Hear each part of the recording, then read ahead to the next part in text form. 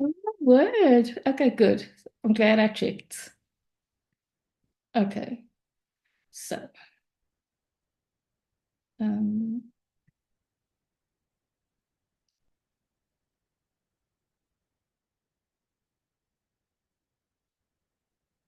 why am I over here in the middle?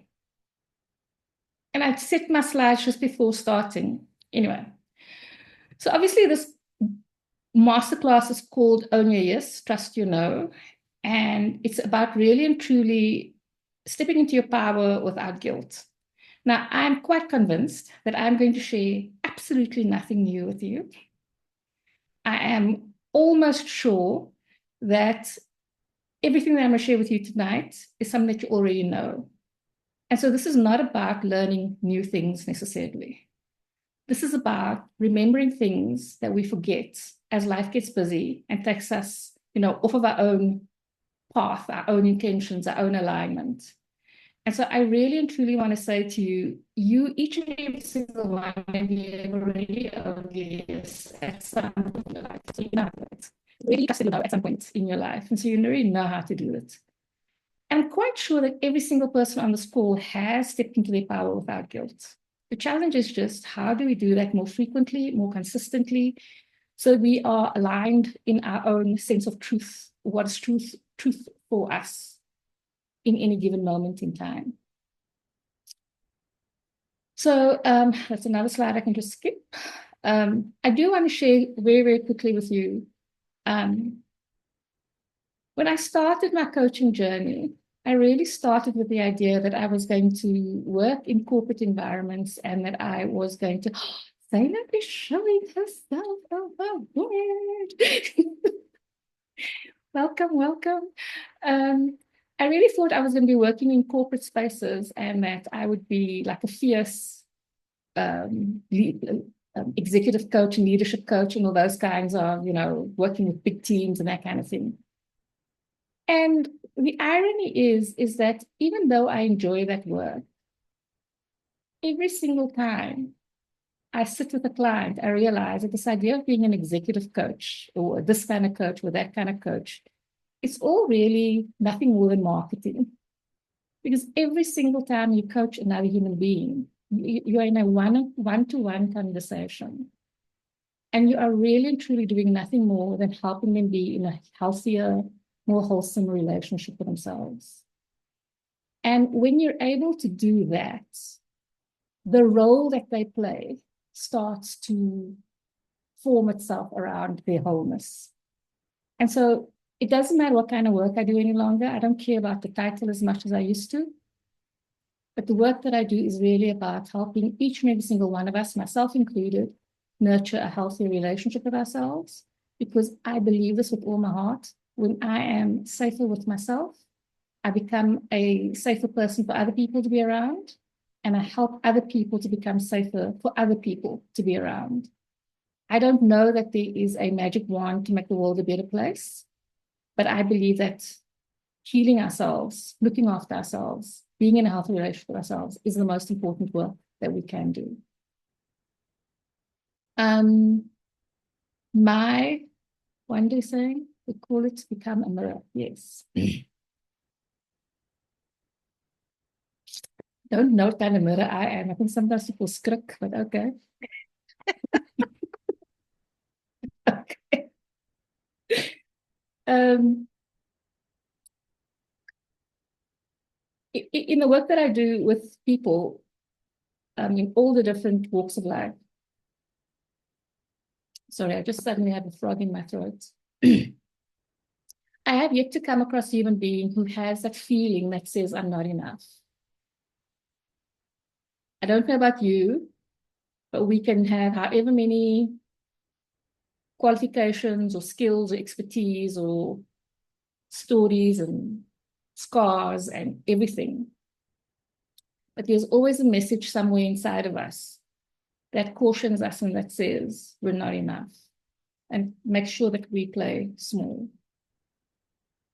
And so one of the big intentions that I have is to help every person find a way in which they feel they are made for more and they are willing and they become courageous enough and brave enough to step into the moreness.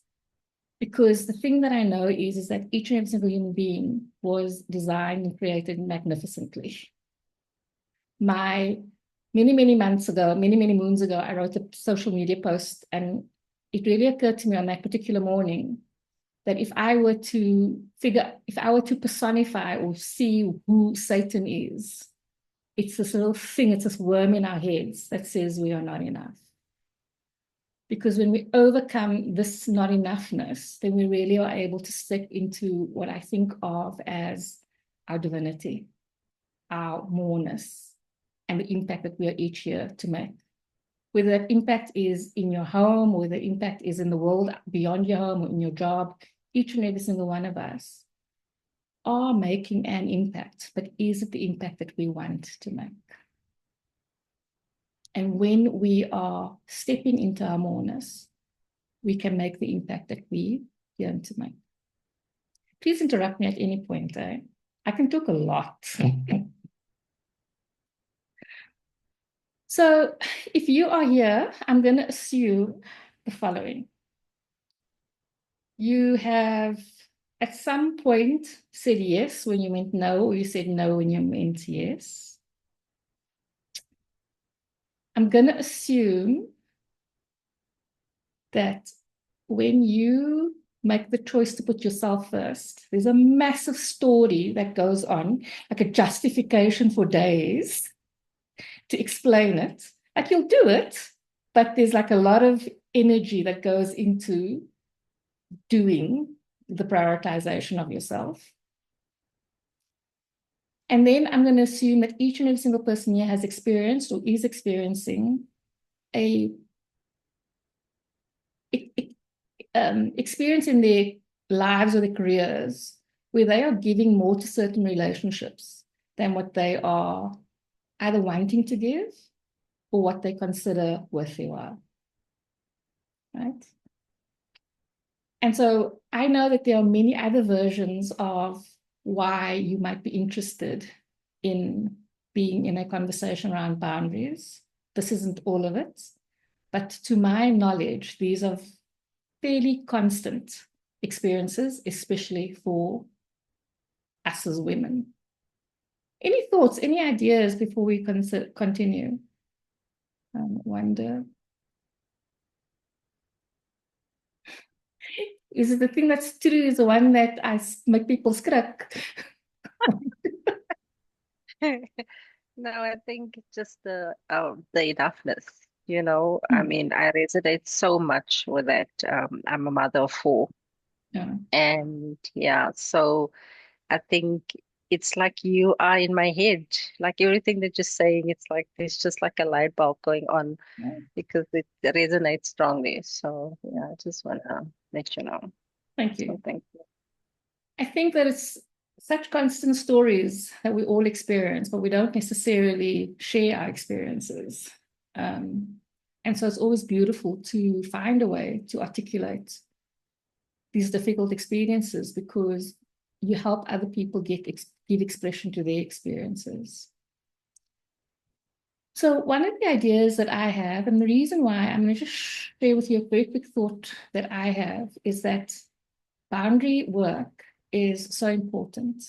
I think that boundary work lives at the epicenter of all personal development, all leadership, all different kinds of work. I think that boundary work is quite literally where you are able to say, this is me and this is where I end, and this is you and this is where you begin. Boundary work is also about how you relate to concepts and ideas. And so an idea could be, or a concept could be money and financial freedom, and those kinds of things could be time. It could be your fitness, your wellness. And boundaries are really the expression of how you exercise your personal power.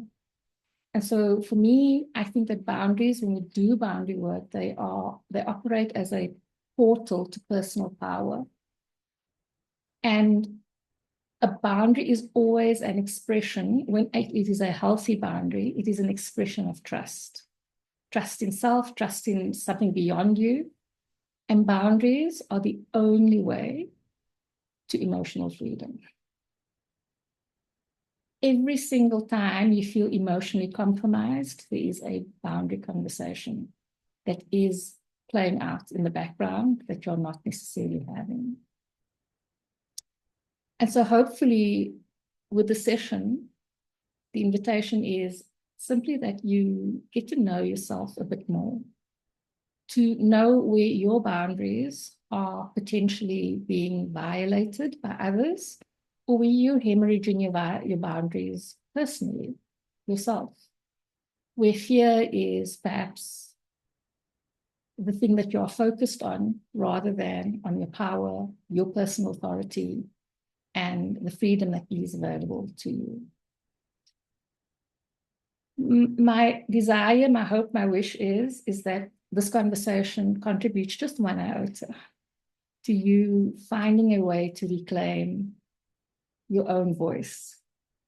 Because your voice is quite literally how you remain in contact with the rest of the world. And by voice, I don't only mean like your vocal voice. I mean your voice, all the ways in which you give expression, whether you're doing it with your hands, whether you're doing it with, movement or whatever.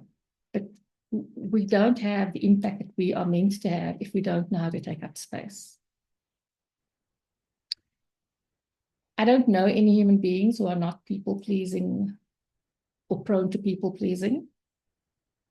I like to think of myself as not a people-pleaser. But even as hardig as I can be, the people-pleaser still lives inside of me. And it still drives a lot of the decisions and the choices and the motivations that I operate with. And it still creates a lot of chaos in my mind. And so hopefully this conversation helps us to shift that for you. I see a lot of head nodding happening here. So I'm assuming that we're in one conversation.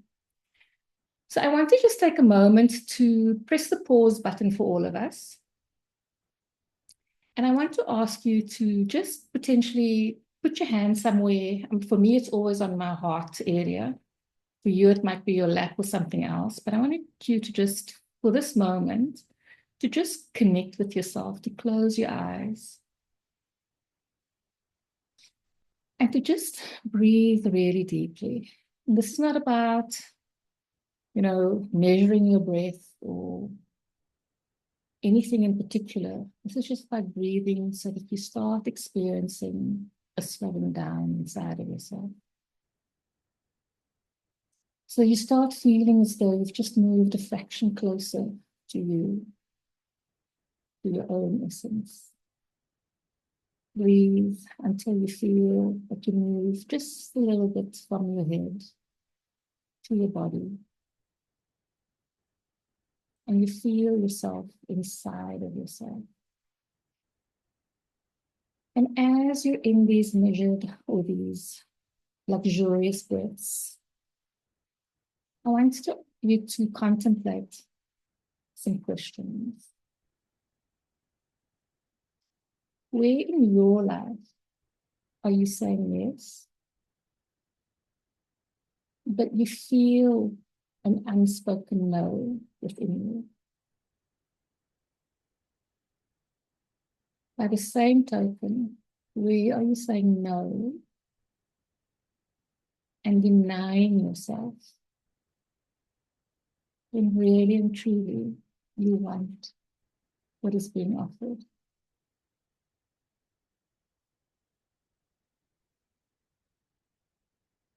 What are you experiencing yourself tolerating that costs you your peace, your energy, your self-respect? And this might be in relation to other people. This might also just simply be in relation to yourself, to the thoughts that arise, the choices you make. And I want you to consider that if your boundaries is an act of radical self-love, like you're parenting yourself beautifully in all the ways that you wanted to be parented, throughout your life?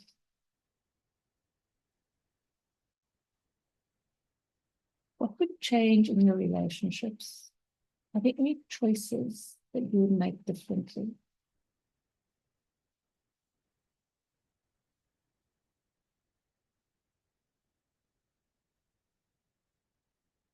And so notice what arises for you. There's a thing that is arising. There's a thing that asks for attention.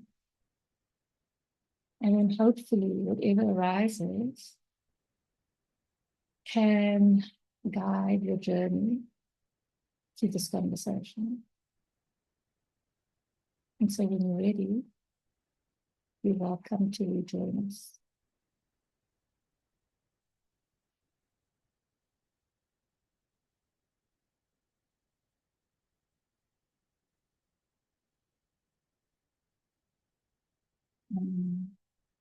Did anything come up for any of you? You don't have to share, but just if you don't want to, but did anything come up for you that is a place or a space that you'd like to explore for yourself? I see Eloise is nodding her head and Wanda's come off from mute. Yeah, quite profoundly, actually. Scary. Okay. Beautiful. Beautiful. Glad. And Jody, I get the impression that you said something's come up for you as well. Pleased to meet you, Jody. I know you're on a phone. It's tricky. Trying to figure out how to unmute. I know, it's tricky. Good evening, everyone. Yeah, something that's come up for me so randomly is that, like, oftentimes I think self-doubt is almost like, I think that is for me almost aligned to sometimes overstepping your own boundaries, because when you doubt yourself, you almost seek that validation of who you are in other people, and that almost allows you to overstep a boundary so that you could feel validated. And for me, what came up was like trying to see who I am outside of wanting that outside of myself, because you always hear people, I think I'm thinking about at work, saying like, oh, you're so good at this, oh, you're so great at this, and I think to myself, but why did that person have to tell me that? Like, why don't I believe that in myself first? And it's like that imposter syndrome that comes up for me as well. And so imposter syndrome, self-doubt, and then overstepping your own boundaries, because as a byproduct of all those other things, just came up for me. And like learning to let go of that self-doubt is where I think is that area of focus for me. Yeah. So we like a lot of stuff that you said now, like we can just stop all the slides and we can just park with what you shared now, right? But I mean, that is so true. And it's beautiful to receive compliments and validation from other people. We all flourish with validation. Every child flourishes with validation. But it's so profound what you're saying, like, why can't you do that for yourself? Right? And that is the point of a healthy boundary. A healthy boundary is one where you resource yourself with your own safety.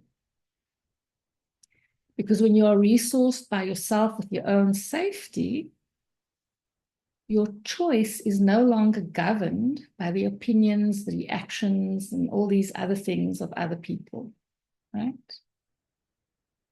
And so I'm going to just not go through all the slides because we don't have that much time left, but thank you very much. And the other word that you said was randomly. I think that whenever we are still and thoughts come to us randomly, it's those random thoughts that are like carrier pigeons around what we can shift for ourselves. There's always like a universe of things that we can shift for ourselves, but it's the ones that pop into our thinking spontaneously that holds the clues for where our next step is likely to be.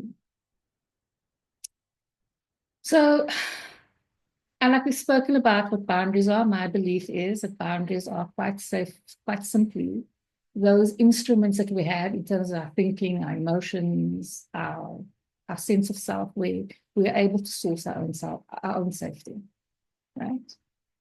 So we can feel safe, so that we can protect and honor our own well-being. And most importantly, this is something that I think we all struggle with, we can really express our values and our desires.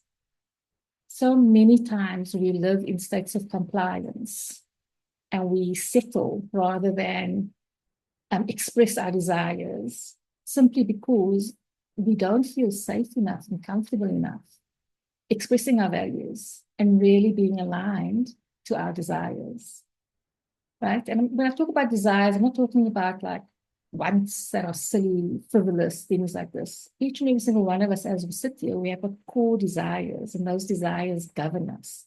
And I'm not talking about carnal desires, I'm talking about these spiritual heart desires. These are like the landing strips for us as we travel through life. They guide us, right? But so often we are nowhere close to our desires. We are nowhere close to our values because to be inside of them feel too frightening. They feel too intimidating. They feel too alienating and isolating. And then that all impacts the integrity with which we show up on a daily basis, right? I don't know if there are any thoughts coming up for you about these thoughts around boundaries. This is a quote that I saw. I have tried to figure out whose quote this is, so I can't find the owner of the quote, right? So I'm sorry. I ask you, I say sorry, I don't know who you are. But there's this idea that the only people who get upset by your putting boundaries in place are the people who've been benefiting from the fact that you have no boundaries, right? And yet they are very often the people that we prioritize in our thinking when it comes to us reorganizing our boundaries. Okay? The one thing that I think is very, very important, I've been soaked in this for 3 or 4 years now, and I still forget it. It's this idea that we all have. Every single one of us, when we say we're going to have a boundary, we're expecting other people to honor and observe our boundaries. It is not in their interests to honor and observe our boundaries. Our lack of boundaries is precisely what serves other people. And so it is an act of foolishness or foolhardiness. Candice, you're the words person. I don't have my language on tonight. That module has switched off. But boundaries are instructions to ourselves. They operate in the following way. I share what I require from another person, what I desire from another person. And if they can't meet that, I share with them what the consequence that I'm going to perform will be. I can almost guarantee you the person is going to violate the boundaries because we've trained them to do that, right? Especially in long-standing relationships. But then there is the consequence that we promised, and that's the instruction we give ourselves. Will we perform the consequence? Do we have the courage to perform the consequence we offered? I mean, I have threatened to kill my children at some point in my life daily, right? So that is not a boundary installing behavior. A boundary installing behavior is one where you give a consequence that you are willing and prepared and intending to follow through on. And so I would say that before we issue boundaries, we've got to think very slowly and deeply and gently about how important this boundary is, so we can really understand how important it is for us to follow through on the consequence. And is the consequence that we are offering one that is also in integrity with ourselves? Right? And so that is why I always come back to this idea that boundary work is such profound work, because it requires us to search very, very deeply about who we are and how we're going to show up and how we are going to create an ecosystem with other human beings. And the more we step into our own power, responsibly and thoughtfully and courageously, the more we illustrate to other people how to do the same thing. And the more we train them on who to be with us. Now, depending on your socialization, Jody, I can't see how old you are, but for the rest, I assume you're all kind of in the same vicinity. But she's a lot older than us, Safia. a lot. Like a lot. God, Jody's the like same that. age as my daughter. She's very young. She's a baby. Barbecue, She's like right? a baby.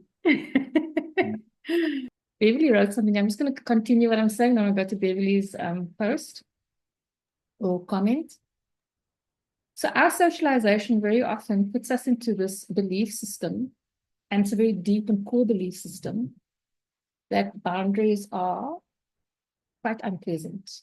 They make us unpleasant. They make us unlikable. They make us just, especially if you're a woman, you're seen as being quite cheeky and cocky, and the word that was always used on me was bossy. And like, who do you think you are? Because a boundary is quite confronting for many people, especially from a woman. So boundaries are confronting in general. But we are socialized as females to be agreeable, right? To be convenient, to be useful.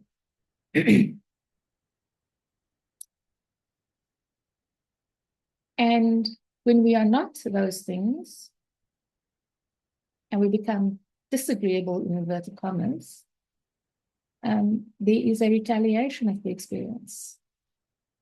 And even if that retaliation is a soft retaliation, such as the mother that is ignoring a child, for that child, that is hard stuff. And so the learning is, I don't do that, right? And our boundaries also play along with our core survival needs. I have to be likable to be safe. It's that simple, it's that basic, it's that primal, right? And so when boundaries present us as potentially being disagreeable, it goes against a very primitive survival mechanism. And that is why finding safety within ourselves is so important, because more often than not, the way in which we see that survival need is quite distorted. It's not actually founded in reality. Now, I'm not saying that there are not times that it's dangerous, but I'm saying more often than not, in the practical parts of our lives, boundaries are actually quite safe. They're quite literally like a fence around a house. It's intended to keep you safe, right? But we've been conditioned and we've been programmed to think that they are not. And the realization that I have around my own boundary work is that, and I did a session, I think it was last month or the month before, around self-compassion, is that you can't do deep boundary work if you don't do deep self-compassion work.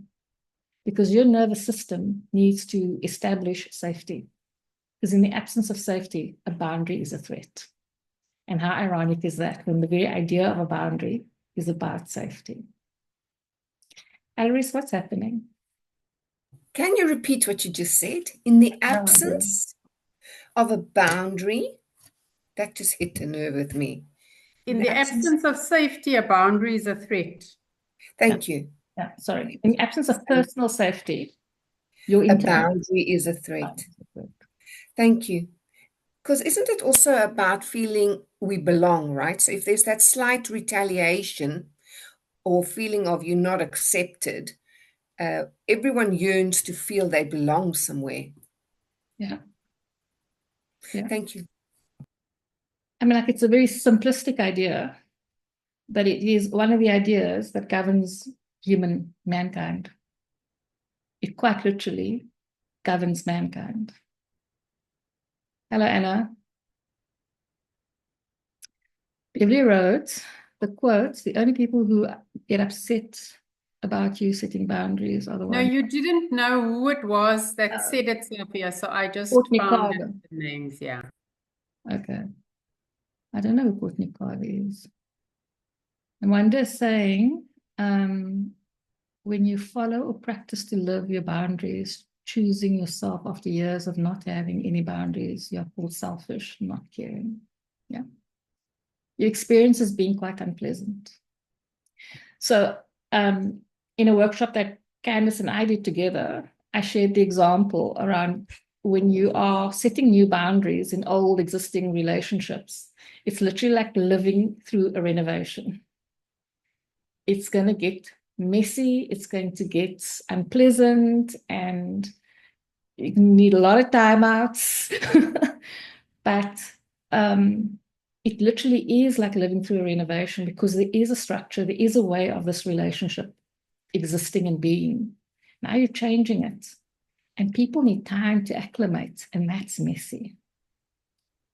And I have a question, does it survive? Because I don't think in mine it survived. Yeah, and I think that's how I found myself. I think because not having any for so many years, and now journeying back to self and understanding, like you said, the safety and yeah, so now putting that in, I think the house broke down. I think it's right down to the foundation, Yeah. yeah, it's not even construction. It's just it wasn't accepted and I chose self, and yeah, that's currently where I'm at. When I'm really, really sorry that, choosing yourself culminated in what you probably experienced as quite a radical, if not almost like a violent rejection of yourself. But yeah, it is a renovation and sometimes it is a demolition. And I'm very sorry to use such language, but No, it's currently it resonates and thank you. And I'm just very grateful and feel honored to be in this session because it's just telling me that it's okay. You understand that I'm safe and that I chose correctly. Because sometimes you also doubt yourself as to, my God, what the hell did I just do? Like, but it feels liberating. It feels free. And you said in the beginning, you said if there's something that resonates with you, or if there's something that your soul desires, and I was always the advocate of, that source will bless your heart's desire, so those things I preached for years, but I'm living it now, because I also for once I also asked for my heart's desire, not knowing it was for liberation, it was for freedom, not understanding the extent of what the soul wanted, so thank you. And just yeah. I'm so glad, Wanda. And like as you're sharing with me, the reflection that I have is that, and I know this is true for other people on the call as well. It's a demolition. The risk of demolition happens either way. Because if you are surviving in relationships where your boundaries are not being accepted, where you don't get to choose yourself, that's just a different kind of demolition. And so I think it's hard, and the only choice you have is to choose which hard it is that you're choosing, right? And which is the one that has the opportunity for some form of emancipation and liberation. And these are not easy choices. And that is why I love spaces with women in it, because we can deliberate these things. We can purge ourselves as well, right? I'm not going to go through this. This is a slide, it's just content. If I do go into even one of these, we're going to be here for hours and days. And people who know me I can talk a lot. So these are different kinds of boundaries. I don't think that there is a endless list of what kind of boundaries you are. Like as you go through your life, you are confronted by something, and you might just come across a new category of boundaries, right? I'm like, one of the boundaries that is not here is, although physical is here, sexual boundaries is not here. There are endless numbers of boundaries. And I think that depending on what kind of life we want to create, we will have our own menu of what boundaries are more important or less important for us. I think what matters is that you look at the content on this at a later stage and you start thinking about how you're experiencing each one of these boundaries, right? I work with many people, especially women, who work really hard, but materially, they've got nothing to show for it. And that's because there are material boundaries that are hemorrhaging. But then it is always a external representation or presentation of the internal boundaries that are hemorrhaging. And so they're all intertwined. I don't think that you can say it is this, or it is that, it is this, or it is that. I think that they are all the categories are so interwoven and they touch each other. And I think you can start with anyone and you can start a process of reclamation across all of it. Okay.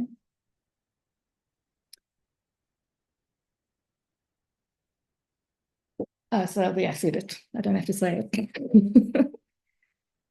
I just want to share, like, I don't think I need to share boundary myths with you. I think you guys know all the boundary myths already. There are so many that are not even on here. But these are the ones that we convince ourselves of. And to Wanda's share, I'm sure that before you made the decision you made, you clung to these beliefs quite desperately. And I know that I do, because there is this idea that if I'm going to have boundaries, I'm going to be problematic. And who am I to be problematic? Who am I to be inconvenienced to another human being? And the only way I can choose to be inconvenienced to another human being is when I actively choose myself. And I offer myself that sense of radical worthiness. Until we get to that place of worthiness, we will all just want to be needed and to be liked, because that's a basic human need. It's a primal human need. And it's one of the most compromising needs that we have. Okay. I feel like I'm talking too much. So I want to share a thought with you. It's a fairly fresh thought, so don't cross-examine me on it. But I think in terms of working with boundaries, I used to think that boundaries are about skills. And I've come to realize that boundaries are absolutely not a skill issue. I can give any human being on earth a script for boundaries in any number of situations. In fact, when I started my boundary work, I have a beautiful thing on Canva that I created with boundary scripts for different situations and all these kinds of things. And it was I was about to publish it, and something just said to me, bullshit. Like, we all know how to use language. We all know how to string sentences together. Like, it's something else that's at play. We don't not have boundaries because we don't know what to say. We often can't find what to say because we don't have the authority within us to express what must be said in that particular situation. I'm just saying the truth will set you free. What does Darren say, Candace, about the truth will set you free? She says the truth will set you free, but first it will, I think it will donor you or something like that, right? Sounds right. Yeah. So I'm going to take you on a quick conversation around some perspectives that I have around boundaries, and hopefully you can help me to enrich these perspectives.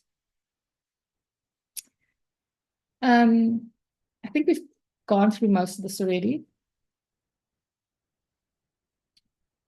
I think that the idea that we have, that we struggle with, is with power itself.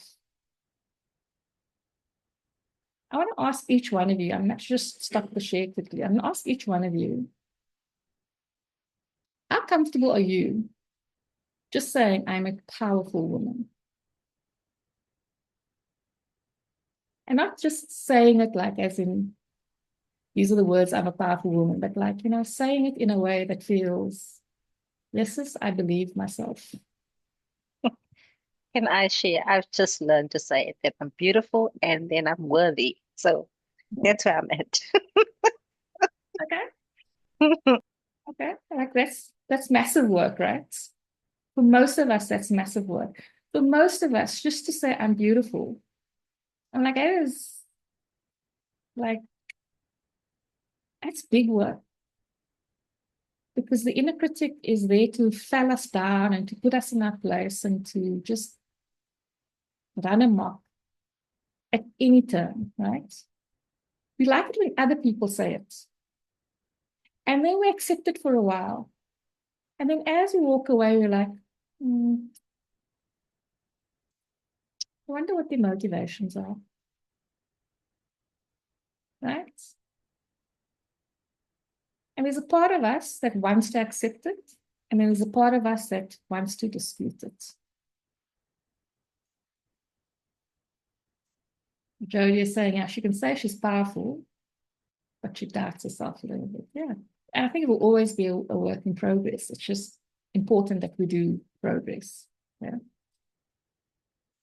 So were we all comfortable saying, I'm a powerful woman? How many of you just enjoy being in the spotlight for all the reasons that matter to you? Alarise, you enjoy being in the spotlight. How many of you enjoy being in the spotlight for the things that are closest to your heart? The words, the thoughts, the ideas that are closest to your heart. Right? And so for me, I'm going to share, I can talk and I can be bold and I can do anything, but the moment it comes close to my heart, I go, be quiet. Right? Because that's where the real vulnerability sits. Because power is vulnerable. Power isn't dominant. Power is about your ability to be deeply vulnerable. Alarise, I'm talking over you. No, no, no. It's interesting what you said, the last part, that you're not comfortable to stand in the spotlight when it's things that are close to your heart. That's what you said, right? And yet I feel it's the opposite unless I'm misunderstanding you. What's close to my heart, I can stand up for, but it's taken a long time to get there. You can stand up for, but the example that I'm going to offer is, so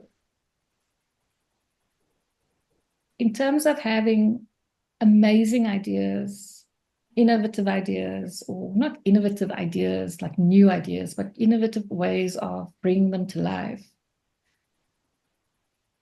As a coach in particular, not with a huge corporate backing me, not with a job description backing me, not with credentials backing me, just me as Safia saying, I want to take center stage, I want to talk about, let's just talk about self-compassion. It has taken me 3 years to start speaking about it because every single time, to Jodie's point, is like self-doubt comes in. And the idea is, who am I to be talking about these things? I don't have my ducks in a row, right? And so And there that's is a degree of self-doubt, not enough, and a degree of persecution, mm, right? I think for me, on that note as well, like I feel more comfortable. I think again out in a work context, even maybe not even work, just personal, to shine the light on other people and not myself. But I realize that it's actually a coping mechanism because as soon as the light's on me, then I feel exposed. And I'd rather be like, no, you're good, no, you.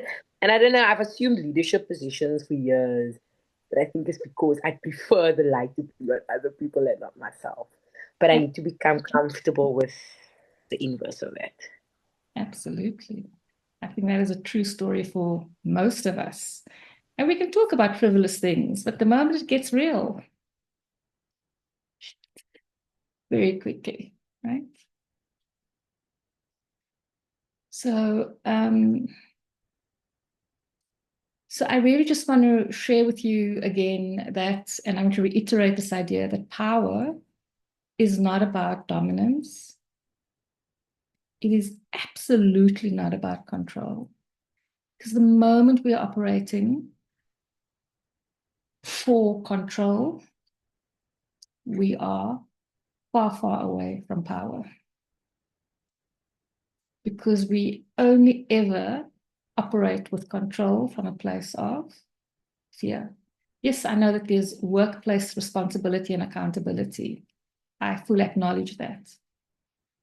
But how much are you allowing the other person to do, and how much are you controlling? And if that is messy, then you know that it's more fear than responsibility and accountability. Power is our ability to act in alignment. And so this is about values, this is about desire, this is about intention. And these are always going to be things that we experience with vulnerability, because these are the things that make us unique and different. These are the things that make us not part of the cookie cutter version of what is acceptable, right? This is what makes us feel weird. So nobody necessarily experiences us as being weird, but we feel weird because there's difference now. And that belonging, there's something attached to it. So whenever we're talking about establishing healthy boundaries, this is about being true to yourself. And it's not one truth for all your life. And it's not one truth in all situations. Boundaries are intuitive. They're about knowing what is right for you in that context, in that moment. And it might be different from time to time and place to place. And when we're performing boundaries, as in these are the rules of the boundaries, then other people want you to be crystal clear about the rules. But the thing that I've discovered is that when your boundaries are intuitive and led from inside, people are not suspicious in testing your boundaries as much. When your boundaries resonate from you as a part of who you are, they don't require as much explanation. But it's when we are fighting for our boundaries that we tend to have to explain them to people. I don't have time for stories. I want to tell the story, but I'm not going to tell it. And I think at the end of the day, every single boundary is entirely dependent on whether or not you believe in that moment that you have the right to want what you want and to experience what you want to experience. Whether that is actively and actually taking up space, or it is just claiming your own space within yourself, right? And if there's even a shadow of doubt on whether or not you are allowed to have what you have, even if what you want to have is your opinion, then your boundary will wobble. And so this idea of experiencing real and true, belief in yourself, that self-worth, that acceptance, that safety within self, it lives at the underbelly of all boundaries, healthy boundaries, not the kinds of boundaries that I used to practice. I'm not going to spend too much time on this, that we don't really have time, but I really just want to say that so much of our boundary challenges come from the fact that we experience degrees of shame. Now, I know that shame as a word can be this idea that something big and terrible and horrible must have happened. But shame is something that lives in the back of our minds whenever we have this idea that I am not enough, or I am fundamentally, not something is wrong, I am fundamentally wrong. I am not good enough, I am not acceptable. And the I am not acceptable very often comes from the part of us where we do not accept ourselves. Right?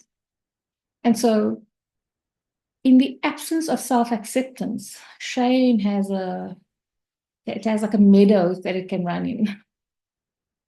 And it can grow little itsy bitsy teensy flowers, it can grow massive trees. But shame is at its heart something where we believe that we are unworthy. Okay. A shame webinar is like a whole other webinar. I'm not going to go into that now. But I do want to say that when we're talking about boundary work is the opportunity to become whole. Not fractured. Not schizophrenic as in different versions of myself for each group of people. Something like we can perform ourselves differently as is appropriate amongst different people.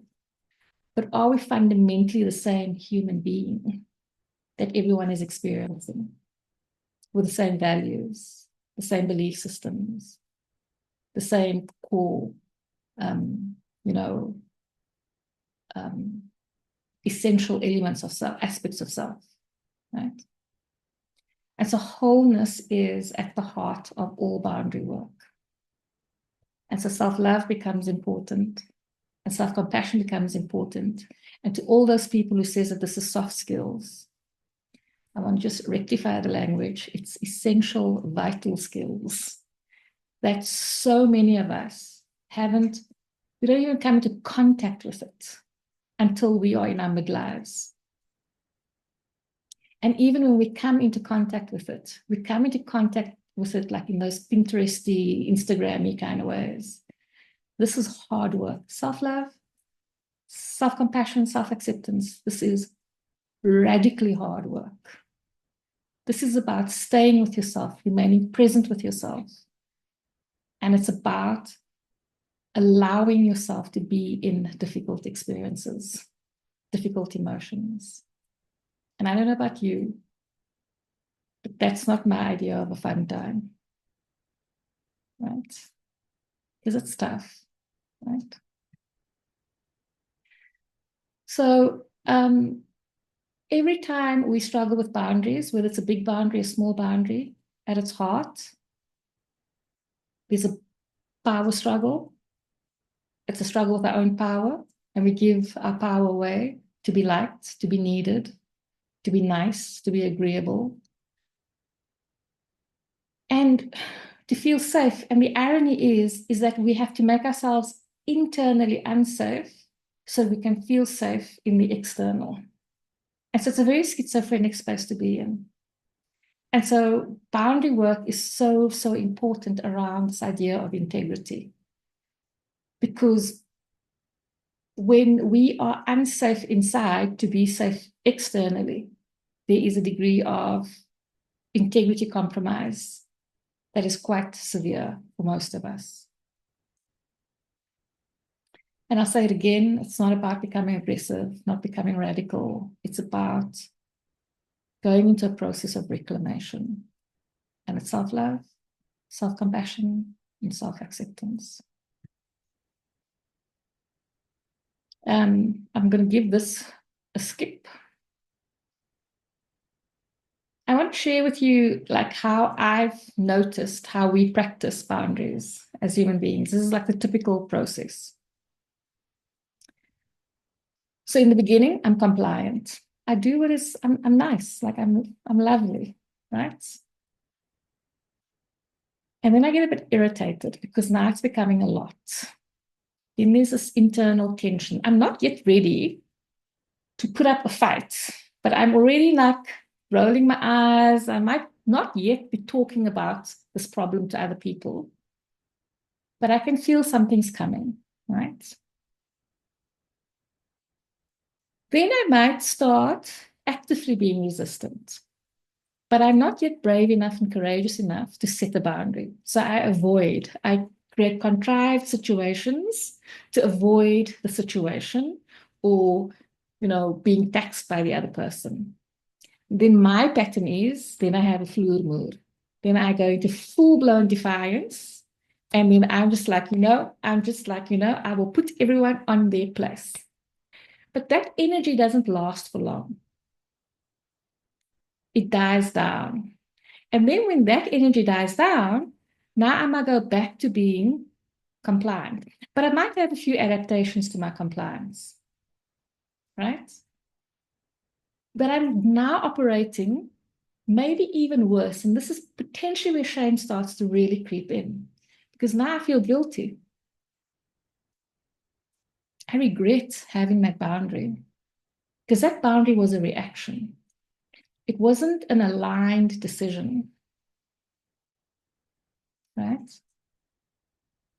And so I might stop practicing this boundary, not because I am now making better decisions, but I go back to old behaviors because there's consequences, right? I see this happening in my household. I see this happening in the workplace. Oh, my word, so frequently. Wanda saying, I love how now I can share with love and not compromise. People, please. Wanda, you must tell us how you do that. Right? And so I want to share with you in the next few minutes this idea that if we stay in this pattern, we repeat the pattern and we actually create what is, I don't know if it is an exaggeration, but I think it's a trauma loop. Right? There is no version of reality in which repeating these behaviors gets us to wholeness. And I'll share a few thoughts with you about how we can get to wholeness. So we've got to go from, and so this particular process is a process of bypassing. We're not sitting with a difficult experience. We're not sitting with our heart sore. We have defiance because we get to rage and to anger and to self-righteousness or whatever it is that we get to. I've gotten to all of them. But they're high energy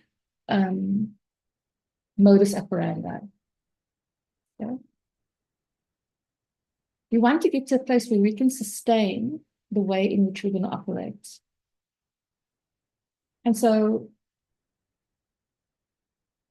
it is human nature for us when we feel wronged to go into some form of retaliation, to fix it, to defend, and to withdraw. This is your typical fight, flight, flee, fight.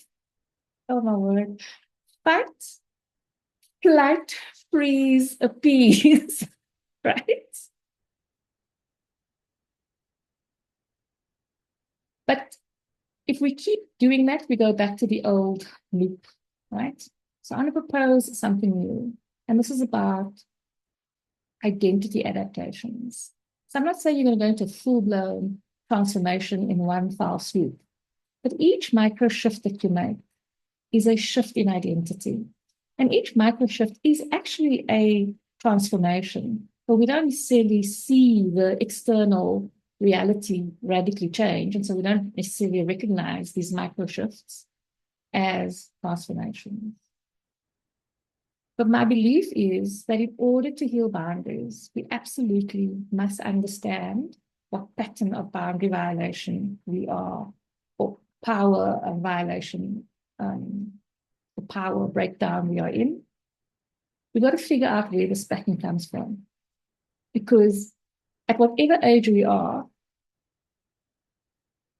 we didn't get hatched by eggs at this age. We come along a path, right? And that path is where our patterns were developed.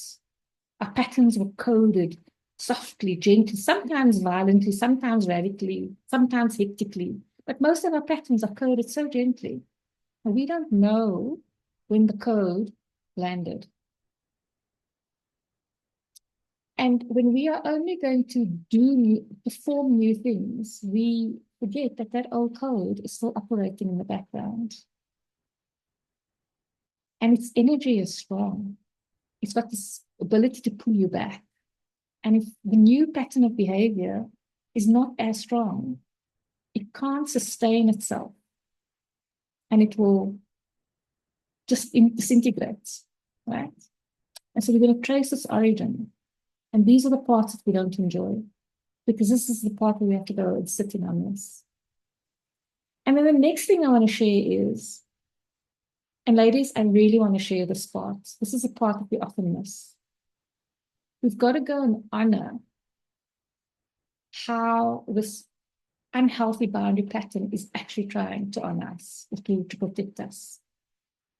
And we've really got to validate that there is a version of ourselves that did the best she could at a point in time. There is no point in attacking and berating and belittling and diminishing a version of ourselves that didn't know better. This is when the self-love and the self-compassion and the self-acceptance and self-forgiveness is the most radical thing that we can do for ourselves. Right? And so many of us, I know that this has been true for me for a long, long time.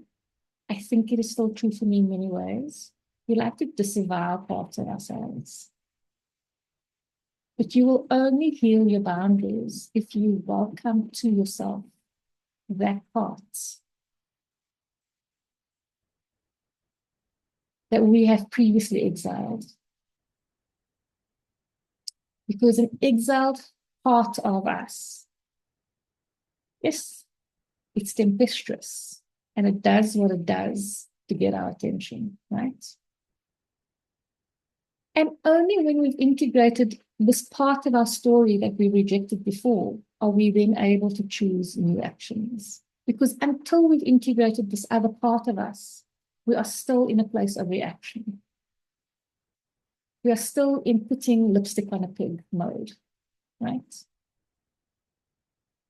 It is only after the integration or with the integration that new options, and you don't even have to explore them very often, they emerge quite spontaneously. Because then you can be creative with your problem. Until then, you can't actually be creative with your problem because it's something that handbrakes it because it doesn't want to go there. Right? Ach, nee, man, what happened here? I made the slide so pretty. Anyways, this is what happens when you go from one software to the other. No. So I want to introduce you to something. I think this is my original work. Every single boundary pattern, not all unhealthy boundary patterns are the same. They have different origin wounds, right? And so there's a power wound that each and every single one of us has. We have many, but there are some that are dominant and they dictate the way in which we experience our boundaries and our power. So a power wound is an internal belief that you simply don't have the right to choose yourself. Now, at a macro level, most of us have now, we've grown up enough to have this idea that we have the right to choose ourselves. But it's in those moment-by-moment moments where we hemorrhage our power. These moments where we start to recognize, okay, maybe this is a space in my life where I don't have the right to choose myself. Right? It begins in our origin stories.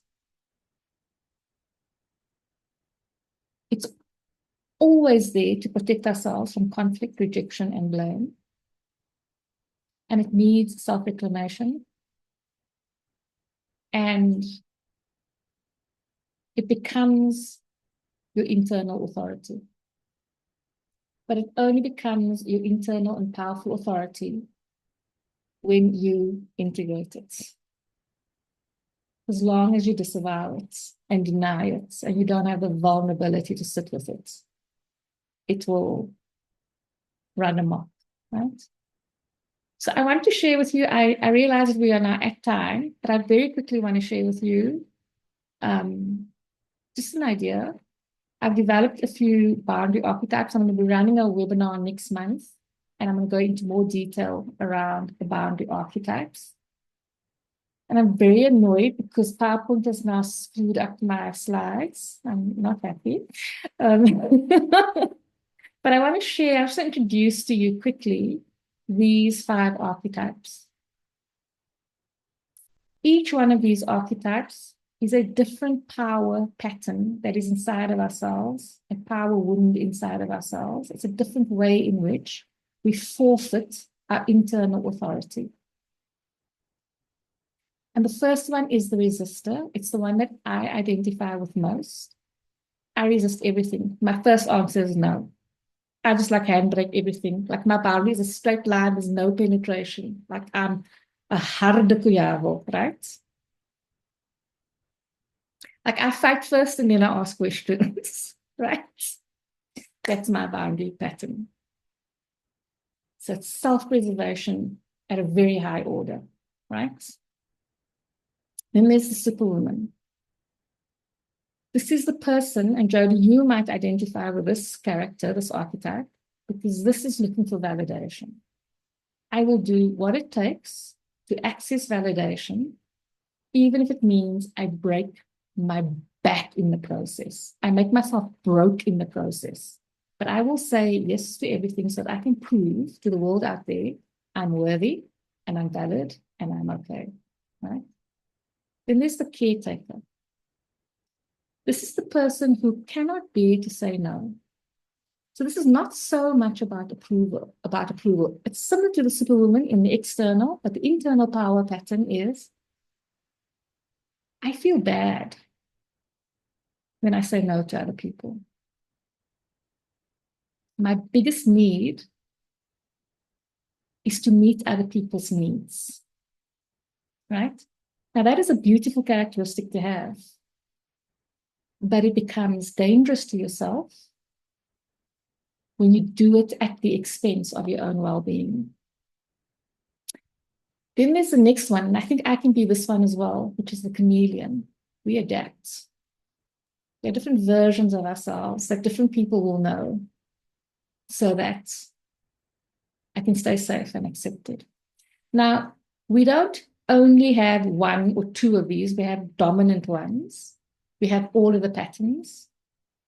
I actually have got a questionnaire, not a questionnaire, a quiz thing for you to do your assessment.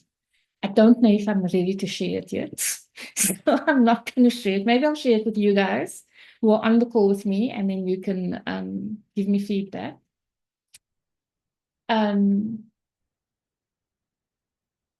But they are dominant ones. So when you heal these patterns, these power patterns, or these power wounds, what becomes possible is what I call the exponential woman. And the exponential woman is a woman who knows how to trust herself. She makes decisions based on what feels right to her in the moment. She's not reacting. She's designing her life decision by decision. Yes by yes, no by no. She's busy crafting who she is and how the world experiences her. And I wanted to share that all of this is always a reflection of growth journeys. So I'm happy to give you a script. But without the growth journey, the script is useless. Okay? And so we've spoken about this. Each of these patterns will show you how you relate to power, how you relate to conflict, how safe you feel to be seen, and how you go about either giving expression to or suppressing your needs and desires. I've really come to the conclusion that your yeses and your nos are your spiritual currency. Let me just see what's happening in the comments. One says caretaker. Anna is saying, what's interesting is that these archetypes are all in different circumstances. Yes. But there will be a dominant one. I definitely identify with all of them, even the exponential woman. It's just I want to identify with her more. And it's a point where. So I'm going to end here by basically saying that this is a journey we go on to heal our nervous system. You can't do that without learning to be kind to yourself. So tomorrow, tonight, if nothing else from the session, be deliberate about being kind to yourself. It can be awkward. And this is always about identity expansion. It's about recoding our inner world. For those of you who are in Joburg, I just want to let you know, I am doing You Are the Alchemist on the 17th of May. We will go a bit deeper. This is not necessarily about boundaries, but this is about, and I'll share a link with you about the program. It's a full day on the 17th of May, and there's two 90-minute sessions. But this is about really preparing the internal space for transformation. This is not about the doing stuff. This is about the being shifts. And if you're interested, because I wasn't going to do this, but Beverly sent me money. So here's now an online one.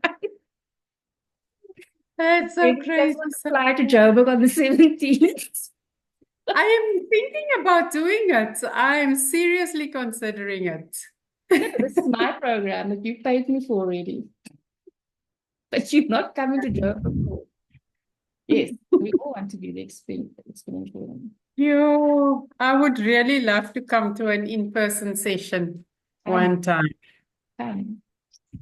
Okay, so ladies, we're at the end of the session, and I know we're over time, but I was kind of hoping that you could share either on screen or in the chat just one thing that is something that you're taking away as it doesn't have to be a new awareness. It can be a refreshed awareness, a new commitment to yourself.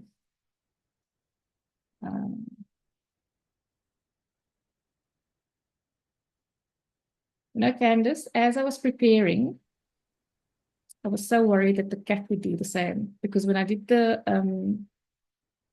I think it was the self-compassion webinar, the cat was just everywhere. I hope that she's not too distracting. No, not at all, not at all. Well, since I'm off mute, perhaps I'll kick off the sharing. Yeah. Really just to say such that even though I'm familiar with some of the content around boundaries, it's work that I've been exploring quite actively. I've really appreciated your take around boundaries and power and personal power and the power struggle. And I feel that that's definitely something that I'm going to take away and explore and just look at it from a point of view of if it is an internal power struggle, who am I struggling with? Which parts of myself need to be given voice to?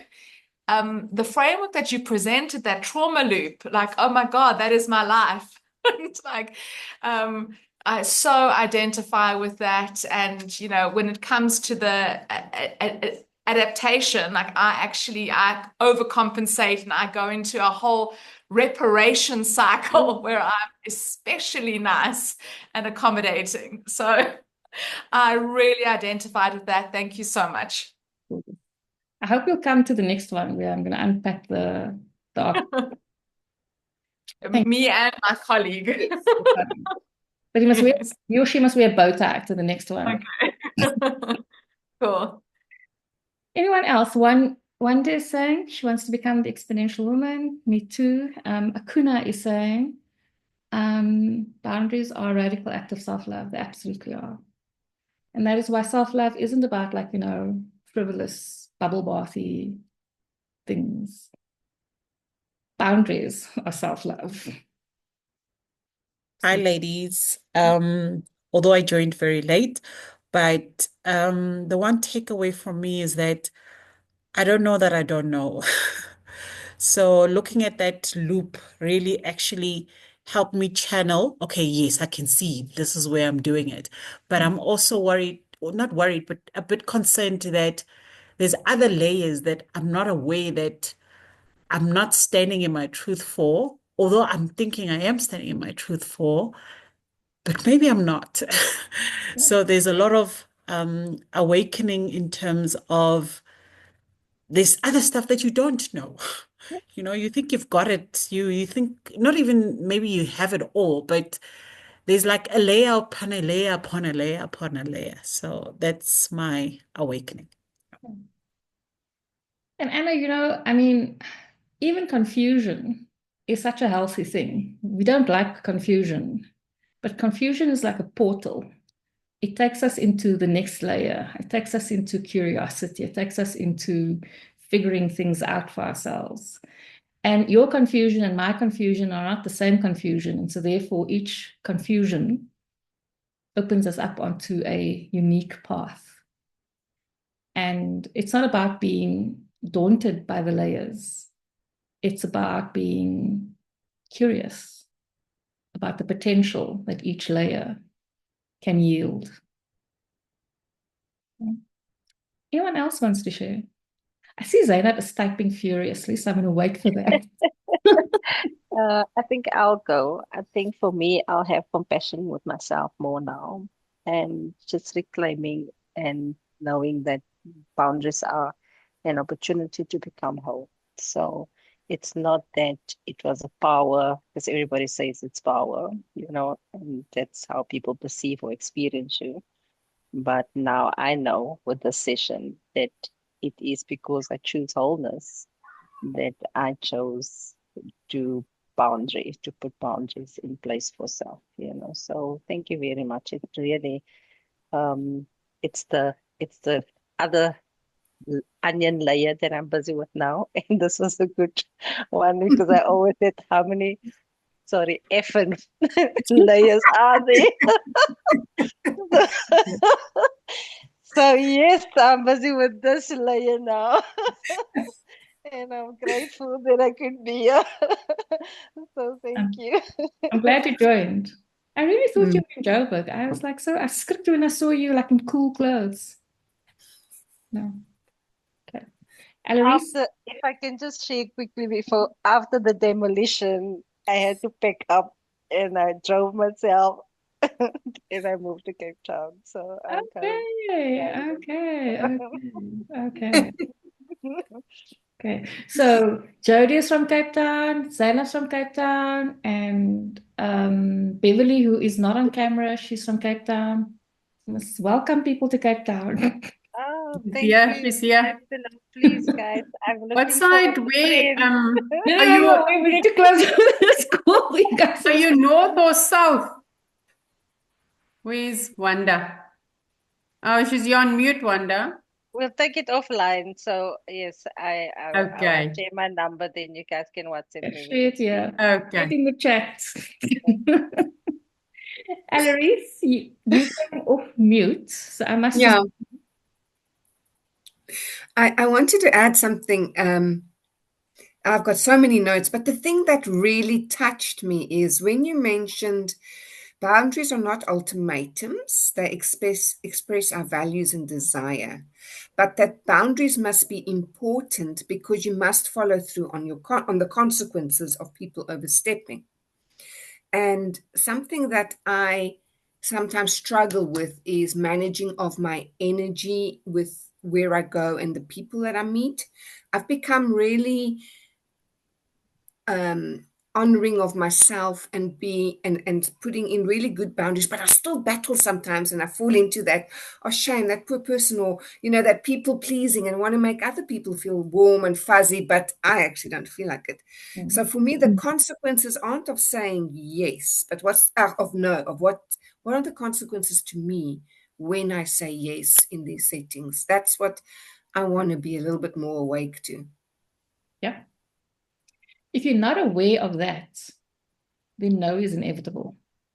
I mean, you can say yes to other people, that's going to be inevitable, and saying no to yourself is inevitable. Yeah, exactly. You don't know what your priorities are. And so we as human beings, we don't design our days, we don't design our weeks, we don't give thought to it.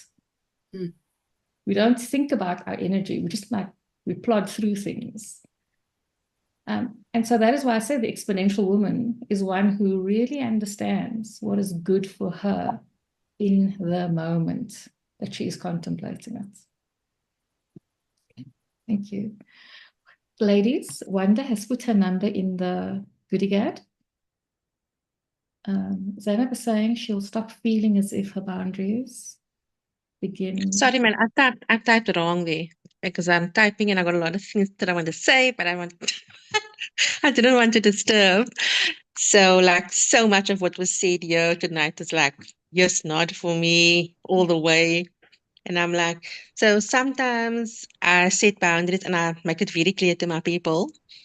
And I just get asked the question, since when? Like, why? Who you? What did you become?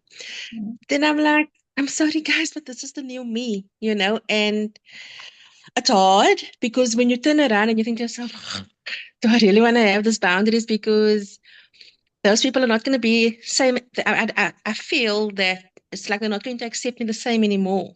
If I have certain boundaries in place, and I think that within my household, I'm very strict with my boundaries, and they've learned to adjust. But it's on the outside that people had a huge expectation of me, and now they can't just like call on me, and I'll just be that person. And so it's not that I make excuses, but even though I say no, I feel like I need to pick up that phone again and say, no, it's fine. I'm gonna, But then I just think to myself, no, but then why do I have boundaries? I'm not valuing myself. So I'm also a life coach, but I don't practice enough. But I know all these things and we don't practice it on ourselves. And so that is why I need to be in these webinars with Safia. So, and hearing everybody and everything, it's just like, did everyone say something or a message comes through and everything just like clicks, man. So I'm not alone. You're not alone. I promise you, you're not alone. Guys, can you see we share a face? You see, she's got my face. She walks around in Cape Town with my face. Sorry. I must just tell you, so Zainab is my cousin, and the first time she registered for one of my webinars, I considered seriously just canceling. I was like, I can't do it. Because it's exactly that. It's like you've got a particular kind of relationship with someone. I mean, like, what do Zainab and I do? We talk nonsense with each other and we do family stuff together, right? And now I'm sitting here as this person hosting a webinar. I can't remember the topic. And I'm like, nope, that is not how we know each other. We've got a different relationship, right? And so that's exactly what it is. Like, and I promise you, I felt like my stomach was just going to explode out of me because my cousin registered for a webinar. And that is how powerful this idea of self and power plays out. Because other people sees you in a particular way and you kind of want to maintain that status quo. But it doesn't serve you. Thanks, man. Anyone else want to share? Okay. Ladies, thank you so much for spending this evening with me. Thank you so, so much for allowing me to share this with you. I am going to share the recording with you. I'm going to share the deck with you. And if it's okay with you, only for the people on the call, I'm going to share my quiz thing. It's very manual, but I'm still thinking through it, so I'm not ready to share it. If you would just give me feedback, I'd be very grateful to receive it. So thank you very much, and lekker slaap. Oh, thank you. I can eat. Namaste, guys. Nice seeing Bye, you. everyone. Bye, everyone. ladies. Bye. Bye. Bye. Bye. Bye. Okay.